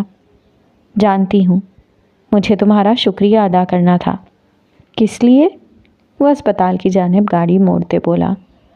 تم نے اپنا وعدہ نبھایا۔ ایلف کی آنکھیں اشک بار تھیں۔ یہ خوبصورت عورتیں اتنا کیوں روتی ہیں؟ کہاں سے آتے ہیں اتنے آنسو؟ وہ انہیں تنگ کرنے لگا۔ لگتا ہے ایمانیں بھی بہت روتی ہے، میں سیلف فوراً بولی اور ہاتھ نے گہرا سانس لیا۔ مجھے ڈر لگتا ہے میں اس سمندر میں ڈوب جاؤں گا جو اس کی آنکھوں سے بہہ جانے کو تیار رہتا ہے۔ اس کا انداز ایسا تھا کہ ایلف روتے روتے ہنس دی۔ خیال رکھیے گا اپنا اور ہیزل کا، بہت سارا۔ وہ انہیں تاکید کرتا فون بند کر چکا تھا اور کچھ دیر کے لیے ایمان کو لیے سلمہ بیگم سے ملوانے جا رہا تھا۔ وہ ایمان سے لپٹ کر رو پڑی تھیں۔ میرا گھر تو سونا ہو گیا، وہ آنسو صاف کرتے بولیں۔ تو ارمان کو بلائیں باہر سے، وہ شادی کرے، گھر میں بہو آئے گی تو دل لگے گا آپ کا۔ وہ سلمہ بیگم کو تنگ کر رہی تھی، بظاہر ہنس رہی تھی لیکن اس کی آنکھوں کو صرف وہ پڑھ سکتا تھا۔ وہ جس قیامت سے گزر کر آئی تھی صرف وہ جانتا تھا۔ آپی، آپ کو پتہ ہے عبدل کا کنسرٹ ہے 4 دن بعد یہاں پاکستان میں؟ حمیزہ نے دھماکہ کیا۔ ایمان نے حیرت سے اسے دیکھا۔ یہ ان کا آخری کنسرٹ ہے، میں نے ان کے آفیشیل اکاؤنٹس پہ چیک کیا ہے۔ پچھلے 1-1.5 سال میں یہ دوسرا کنسرٹ ہے ان کا، اور وہ بھی آخری۔ اس کے بعد نو سنگنگ۔ ایمان کو گہری حیرت نے آ لیا تھا۔ وہ جو ہم نے لاسٹ ٹائم ٹی وی پر دیکھا تھا وہ پرانا شو تھا، ریکارڈنگ چل رہی تھی۔ حمیزہ اسے خبریں دے رہی تھی، جبکہ ایمان کا ذہن اس بات میں الجھا تھا کہ وہ پاکستان آ رہا تھا۔ ہاد نے اس سے ایسی کوئی بات نہیں کی تھی۔ کچھ دیر وہاں بیٹھنے اور دوپہر کے کھانے کے بعد وہ اسے ہوٹل لے آیا تھا جہاں جبیل خاندان رکا ہوا تھا۔ وہ سب اس سے مل کر خوش ہوئے تھے، سب نے اسے ڈھیروں گفٹ دیے تھے۔ وہ سب اب واپس جانے کے لیے تیار تھے۔ خانم نے اپنے ہاتھ سے اس کے چہرے کو چھوا۔ یوں سمجھو میں نے اپنا دل نکال کر تمہیں دے دیا ہے، اس کا خیال کیسے رکھنا ہے یہ اب تم پر ڈیپینڈ کرتا ہے۔ وہ ہاتھ کو دیکھتے ہوئے بولی تھی اور ایمان بس مسکرا دی۔ واپسی کے سفر پر وہ کافی تھک گئی تھی۔ تم ٹھیک ہو نا؟ وہ اسے خاموش دیکھ کر پوچھنے لگا۔ ہاں بس مڈز ہیں میرے، میں نے جو کورس اسٹارٹ کیا تھا سائیکالوجی کا، اس کے مڈز ہیں، اور میری تیاری بھی نہیں ہے۔ آج ہی اسے ڈیٹ شیٹ موصول ہوئی تھی۔ کب ہیں؟ 1 ہفتے بعد۔ ابھی تو 1 ہفتہ ہے، اچھے سے تیاری کرو، ہو جائے گا۔ وہ مسکرا دی۔ اب ہر کوئی آپ کی طرح ذہین تو نہیں ہوتا، اس نے ہاتھ کی طرف دیکھتے ہوئے کہا۔ لیکن ہر کوئی پڑھ تو سکتا ہے نا؟ وہ فوراً بولا تو ایمان نے اس بات میں سر ہلایا۔ میں ہمیشہ تمہارے ساتھ ہوں، اس نے ایمان کا ہاتھ تھامتے کہا تو وہ مسکرا دی۔ ساری اداسی دور جا سوئی تھی۔ اگلے دن وہ اپنے کلاس روم میں تھی، ویل چیئر پر بیٹھی تھی، پاؤں اور کندھے پر گرم پٹی تھی۔ ٹھنڈ کی وجہ سے درد کبھی کبھی شروع ہو جاتا تھا۔ آپ کو ڈر نہیں لگتا؟ لڑکیاں اس سے پوچھ رہی تھیں۔ اکیڈمی میں اسٹوڈنٹس کی تعداد بڑھتی جا رہی تھی۔ ہاد نے سب کچھ اچھے سے مینج کیا ہوا تھا، یہ صرف وہی کر سکتا تھا۔ ایمان نے اسے ہمیشہ کام کرتے دیکھا تھا۔ کس بات سے؟ ہم نے سنا ہے کسی نے آپ کا ایکسیڈنٹ جان بوجھ کر کروایا ہے، اور وہ نہیں چاہتے کہ آپ عورتوں کے سیشنز لیں۔ وہ ہولے سے مسکرا دی۔ کیا آپ کو ڈر نہیں لگتا؟ اگر انہوں نے دوبارہ آپ کی جان لینے کی کوشش کی تو پھر؟ وہ تجسس سے پوچھ رہی تھیں۔ سارا مسئلہ ہی تو جان کا ہے۔ جس دن ہم یہ بات سمجھ گئے کہ موت برحق ہے، اس دن ہم حق سے پیچھے نہیں ہٹیں گے۔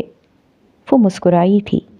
اتنا کچھ سہ لینے کے باوجود بھی کوئی اس کا حوصلہ نہیں توڑ پایا تھا، اور اب اسے کیسا ڈر؟ اب تو اس کا پروٹیکٹر ہاتھ تھا، ہیلر کا پروٹیکٹر۔ اچانک ابھرنے والی آواز پر اس نے گلاس ونڈو سے باہر دیکھا۔ سبھی لڑکیاں اٹھ کر ونڈو کے قریب آئی تھیں۔ باہر ہاتھ نے ایک لڑکے کو پیچھے گردن سے پکڑا ہوا تھا۔ لڑکا ہوا میں معلق تھا اور وہ اسے ایک ہاتھ میں ایسے ہی لٹکائے گیٹ کی جانب بڑھ رہا تھا۔ وہ ان کی نظروں سے دور ہو رہا تھا۔ اسٹوڈنٹس گراؤنڈ میں اکٹھے ہو چکے تھے۔ اس نے گیٹ کے قریب پہنچ کر لڑکے کو چھوڑا اور وہ زور سے زمین پر گرا۔ یہ ایک 14-15 سالہ ٹین ایج لڑکا تھا جو نیا نیا آیا تھا اور اپنے آپ کو 30 مار خان سمجھتا تھا۔ اکیڈمی میں اسموکنگ کرنا منع تھا اور اس لڑکے نے اپنے دوستوں سے شرط لگائی تھی کہ وہ یہاں اسموکنگ کر کے دکھائے گا، جبکہ ہاتھ کو پتہ ہی نہیں چلے گا۔ وہ اپنے گروپ میں بیٹھا ویب کے کش لگاتا دھوئیں اچھال رہا تھا جب ہاتھ نے پیچھے سے آ کر اسے گردن سے دبوچا تھا، اور جیسے وہ بیٹھا تھا ویسے ہی اٹھا لیا۔ اس کا قد دراز تھا اور بازو پورا سیدھا کرنے پر وہ لڑکے کو ہوا میں لٹکائے گیٹ تک لے گیا تھا اور پھر چھوڑ دیا۔ وہ دھڑام سے گرا۔ یہاں کے چپے چپے پر میری نظریں ہیں، اس نے گرے آنکھوں سے اسے دیکھتے کہا تھا۔ لڑکا ہڑبڑا کر اٹھا، اس کے طوطے اڑ گئے تھے۔ باقی سب جہاں کھڑے تھے وہیں جیسے جم گئے تھے۔ کل تم یہاں وقت پر پہنچ جاؤ گے، اور وہ بھی انسانوں کے روپ میں، نہیں تو اٹھا کر لے آؤں گا۔ اس کا انداز ایسا تھا کہ لڑکے کو اپنے ریڑھ کی ہڈی میں سنسناہٹ سی محسوس ہوئی تھی۔ سوری، آئندہ ایسا نہیں ہوگا۔ لڑکا اب سوری کر رہا تھا۔ اس نے سپنے میں بھی نہیں سوچا تھا کہ کوئی اسے ایک ہاتھ سے یوں اٹھا کر لے آئے گا اور پھر پٹخ دے گا۔ اسے گھٹنے پر اچھی خاصی چوٹ لگی تھی۔ ہاتھ اب واپس جا رہا تھا۔ ایک ہاتھ پینٹ کی جیب میں تھا اور دوسرے سے اس نے بال سیٹ کیے اور پھر ٹی شرٹ کے گلے سے لٹکا چشمہ اتار کر آنکھوں پر لگایا۔ اس کی چال میں بے نیازی تھی۔ ایمان اسے یوں چلتے گھنٹوں دیکھ سکتی تھی۔ واو، کتنے اسٹرانگ ہے نا یہ؟ لڑکیاں اب اسے ونڈو سے دیکھتے کہہ رہی تھیں۔ یہ وہی لڑکیاں تھیں جو ایلیٹ اسکول سے آئی تھیں، اور ہینڈسم بھی، بالکل کسی ہیرو کی طرح۔ ایمان نے فوراً گلا کھنگار کر انہیں اپنی جانب متوجہ کیا۔ کسی کو ایسے نہیں دیکھتے، غلط بات ہے۔ وہ بلا وجہ ہی پوزیسو ہوئی تھی۔ اس میں برائی کیا ہے؟ وہ اب جاننا چاہتی تھی۔ وہ میرڈ ہیں اور کسی کے شوہر کو ایسے تاڑنا غلط بات ہے۔ ایمان کے دھماکے پر وہ 3 لڑکیاں صدمے میں جا چکی تھیں، جبکہ باقی اب اسے غور سے سن رہی تھیں۔ یہ اگلی رات کی بات تھی۔ ہاتھ کا لیپ ٹاپ کمرے میں رکھے چھوٹے سے اسٹڈی ٹیبل پر رکھا تھا۔ وہ جب سو جاتی تھی وہ وہیں بیٹھ کر کام کرتا تھا۔ اس کا چشمہ بھی اسی ٹیبل پر رکھا تھا اور وہ شاور لے رہا تھا۔ اسے ہاتھ کا یہ چشمہ ہمیشہ ہی اٹریکٹ کرتا تھا۔ وہ جو اپنی کتابیں پھیلائے بیٹھی تھی، بیڈ سے اتری اور آہستہ آہستہ چلتے اس ٹیبل تک گئی۔ جس انداز سے اس نے اپنا چشمہ لگایا تھا جب وہ لڑکے کو گیٹ پر پھینک کر آیا تھا، وہ ابھی تک نہیں بھولی تھی۔ اس نے وہ چشمہ اٹھایا اور الٹ پلٹ کر اسے دیکھا، اور پھر اس نے وہ چشمہ اپنی آنکھوں پر ٹکا لیا۔ ویلکم ایمانے۔ اچانک ہی اس کے سامنے اے آئی کی امیج ابھری۔ وہ اسی کے روپ میں تھی، اور ایمانے نے چیختے ہوئے چشمہ اتار کر دور پھینکا۔ وہ اتنی بری طرح ڈر گئی تھی۔ اس نے بے ساختہ اپنے چہرے کو چھوا جس سے آگ نکل رہی تھی، اور دل تیزی سے دھڑک رہا تھا۔ یہ کیا تھا؟ وہ ابھی تک سمجھ نہیں پائی تھی۔ چشمہ اس سے کچھ فاصلے پر نرم و نازک قالین پر پڑا تھا۔ اس کے چلانے کی آواز پر وہ جلدی سے باہر نکلا تھا، اور پھر خوفزدہ کھڑی ایمان کو دیکھ کر ٹھٹکا۔ چشمہ نیچے پڑا تھا اور وہ اسے دیکھ رہی تھی۔ یہ کیا ہے؟ وہ چشمے کی جانب انگلی کر کے بولی۔ ہاتھ نے بے ساختہ امڑ آنے والی مسکراہٹ کو دبایا، اور پھر آہستہ قدم اٹھاتا چشمے کے قریب آیا اور جھک کر اسے اٹھا لیا۔ یہ میرا معمولی سا چشمہ ہے۔ وہ اب اس کی جانب بڑھ رہا تھا۔ نہیں، یہ معمولی نہیں ہے۔ وہ ڈر کر پیچھے ہوئی، اور اس سے اپنی مسکراہٹ چھپانا مشکل ہو رہا تھا۔ اس کے بال گیلے تھے جن سے پانی ٹپک رہا تھا۔ اچھا، پھر لگا کر دیکھتے ہیں کہ کیا ہے اس میں۔ وہ شرارتی مسکان لیے اس کی جانب بڑھا۔ نہیں، اس کو مجھ سے دور رکھیں، یہ بولتا ہے۔ وہ پیچھے کھسک رہی تھی۔ ہاتھ نے تیزی سے آگے بڑھتے اسے تھاما۔ چشمے کب سے بات کرنے لگے؟ وہ اسے تنگ کر رہا تھا، پر ایمان اس کی شرارت نہیں سمجھ پائی تھی۔ مجھے نہیں پتا، لیکن میں نے کچھ دیکھا۔ وہ اپنا عکس دیکھ کر ڈر گئی تھی۔ وہ اب زور سے آنکھیں میچے کھڑی تھی۔ ہاتھ نے بالوں کو جھٹکا دیا اور پانی کے قطرے اس کے چہرے تک گئے۔ ڈر کیوں رہی ہو؟ میں ہوں نا۔ وہ اب اسے چھوڑ کر چشمہ میز پر رکھتا الماری کی جانب بڑھا اور تولیہ نکال کر بالوں کو اچھے سے رگڑا، جبکہ ایمان ابھی تک سمجھنے کی کوشش کر رہی تھی کہ آخر ہوا کیا تھا۔ اسے اب اس چشمے سے خوف آ رہا تھا۔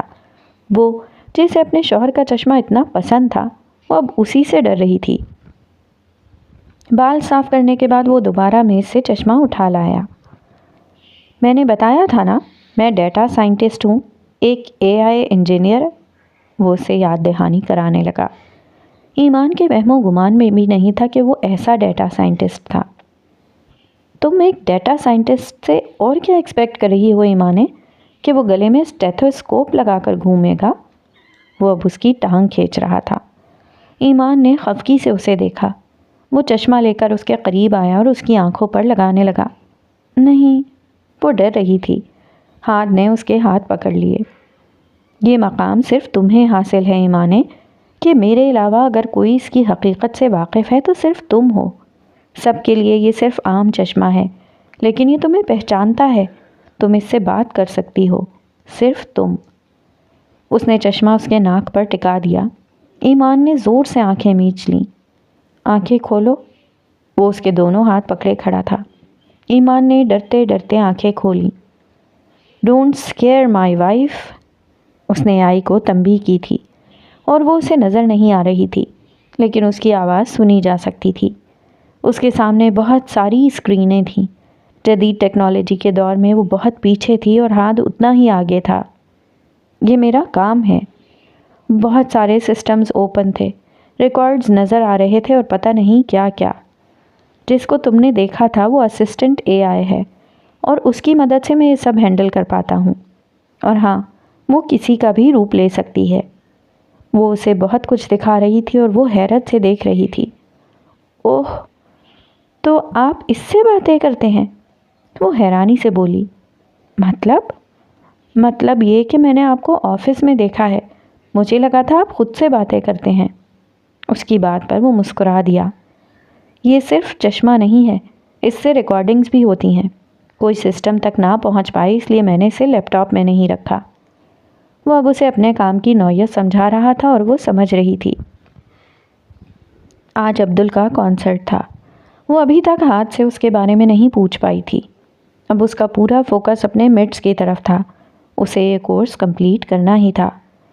دن میں وہ پڑھتی رہی تھی کیونکہ رات کو میڈیسن لینے کے بعد اسے فوراً نیند آ جاتی تھی۔ مجھے ابھی کچھ کام سے جانا ہے تو تم سو جاؤ، میں جلد واپس آ جاؤں گا۔ اور ڈرنے کی ضرورت نہیں ہے، گارڈز نیچے ہی ہیں اور یہ کمرہ ہمارے علاوہ کوئی نہیں کھول سکتا۔ وہ اسے دوا دیتے بتا رہا تھا۔ ایمان جو کافی تھکی ہوئی تھی وہ واقعی سونا چاہتی تھی۔ اس نے میڈیسن لی اور بستر میں لیٹ گئی۔ 10 بج رہے ہیں، 12 بجے تک واپس آ جاؤں گا۔ وہ آج کافی سنجیدہ تھا یا پریشان؟ ایمان اسے دیکھتے رہ گئی۔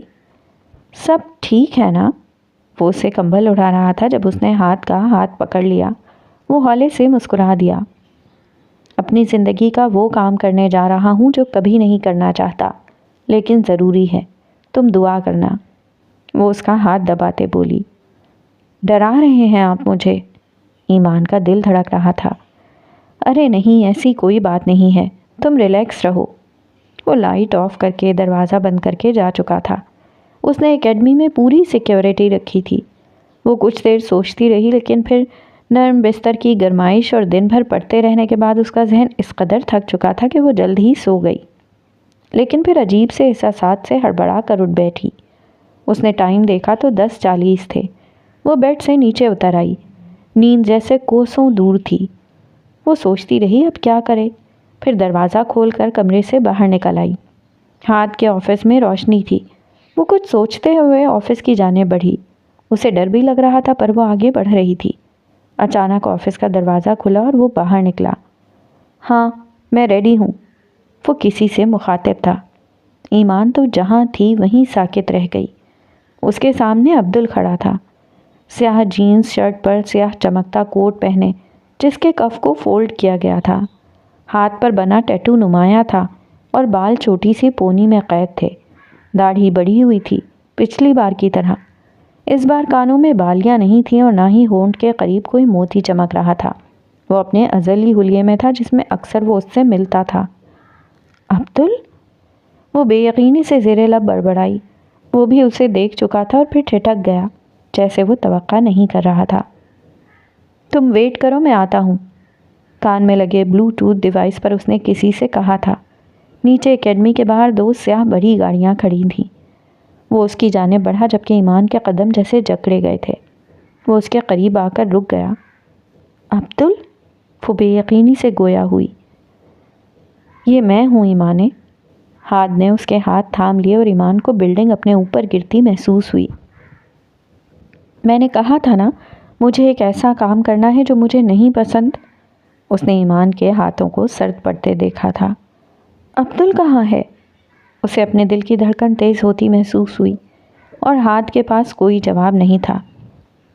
یہ اس نے مجھ سے آخری خواہش کی تھی کہ اس کا آخری کانسرٹ ایسا ہو جسے دنیا یاد رکھے۔ وہ سر جھکائے کھڑا تھا۔ عبدل کہاں ہے؟ وہ ضبط سے چلائی۔ آؤ میرے ساتھ۔ وہ اسے اٹھا کر آفس کے اندر لے گیا، سامنے رکھی اپنی کرسی پر بٹھایا اور اپنا چشمہ اٹھا کر لگایا۔ اب وہ وقت آ گیا ہے ایمانے کو حقیقت سے آگاہ کرنے کا۔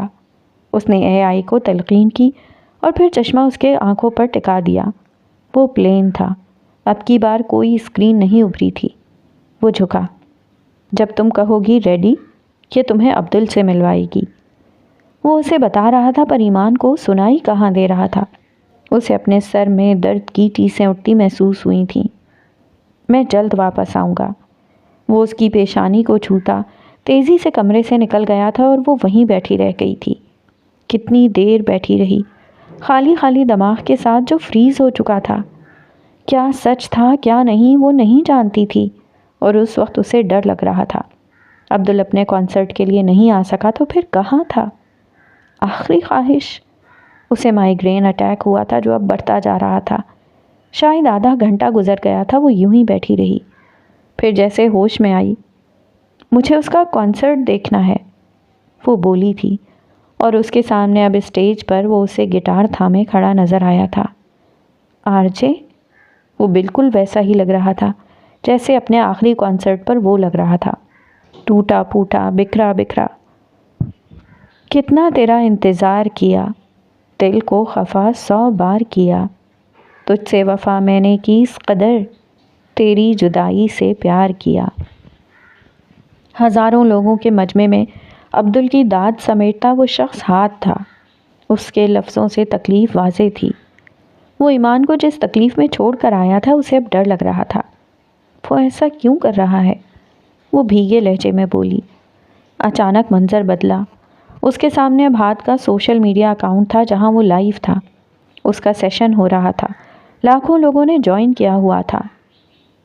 یہ کیسے ممکن ہے؟ اس کی آنکھیں پھٹ پڑیں۔ وہ 2 جگہ پر کیسے موجود ہو سکتا تھا؟ یہ ٹیکنالوجی ہے، یہی وہ ٹیکنالوجی ہے جس پر وہ دن رات کام کرتے ہیں۔ یہ ریکارڈڈ ہے لیکن لائیو شو ہو رہا ہے۔ اس کے سامنے اسکرین پر لکھا آ رہا تھا۔ یہ ضروری تھا کہ وہ ایک ہی وقت میں 2 جگہوں پر موجود ہوں تاکہ دشمنوں کو یہی لگے کہ وہ دونوں بھائی زندہ ہیں۔ کیا مطلب؟ عبدل کہاں ہے؟ ڈونٹ نو، ریڈی، اس نے کہا، اور فوراً اسکرین پر وہ نظر آیا۔ عبدل، وہ سامنے بیٹھا تھا۔ ہے ایمانے، دیکھو یہ میں ہوں، دیکھو میں ایک راک سٹار بن گیا ہوں۔ وہ گھوم کر خود کو دکھانے لگا۔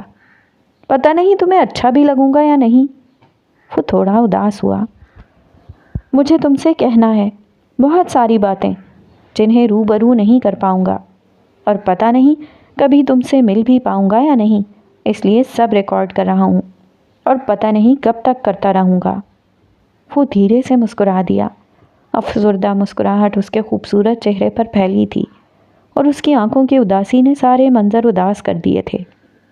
پہلی بات تو یہ کہ میں تمہیں بہت مس کرتا ہوں۔ ایسا نہیں ہے کہ میں تم سے کوئی طوفانی محبت کرتا ہوں یا پھر مجھے تم سے عشق ہے، کیونکہ محبت عبدل کے بس کی بات نہیں ہے، لیکن تم بس یاد آتی ہو، تم یاد رہتی ہو، ویسے ہی جیسے بچپن میں رہتی تھی، اور میں ہاتھ کو تنگ کرتا تھا کہ وہ تمہیں ڈھونڈ کر لائے، کیونکہ اس نے تمہیں ڈھونڈنے کا وعدہ کیا تھا۔ وہ خاموش ہو گیا۔ اب وہ نیچے دیکھ رہا تھا، سامنے کیمرے میں نہیں۔ شاید نظریں ملانے کی ہمت نہیں تھی۔ میں نہیں جانتا کہ تم ہاتھ کو کتنا جانتی ہو، پر اب وہ سب سے زیادہ تمہیں جان لے گا۔ وہ پھر مسکرا دیا۔ اور بتاؤ، پھر کیسا تھا میرا مکہ جو میں نے اس دن اسے مارا تھا؟ آخر کو یہ ایک باکسر کا ہاتھ ہے۔ اس نے ہاتھ کا مکہ بنایا اور شرارت سے پوچھنے لگا، پر اس کی آنکھیں ابھی بھی اداس تھیں۔ کیا اس دن تم نے کچھ نوٹس کیا تھا؟ Stop please. وہ مزید نہیں دیکھ پائی، اسے رونا آ گیا تھا۔ اب اس کی سماعت سے گانے کے الفاظ ٹکرا رہے تھے۔ میری دھڑکنوں میں ہی تیری صدا، اس قدر تو میری روح میں بس گیا۔ اس نے جھٹکے سے سر اٹھایا۔ وہ اب اس کے سامنے تھا، وہ اس کے جذبات محسوس کر سکتی تھی۔ تیری یادوں سے کب رہا میں جدا، وقت سے پوچھ لے وقت میرا گواہ۔ 16 سال گزر چکے تھے، 16 وہ اس کے ساتھ رہی تھی ایک یاد بن کر۔ بس سارے غم میں جانا سنگ ہوں تیرے، ہر ایک موسم میں جانا سنگ ہوں تیرے، اب اتنے امتحان بھی نہ لے میرے۔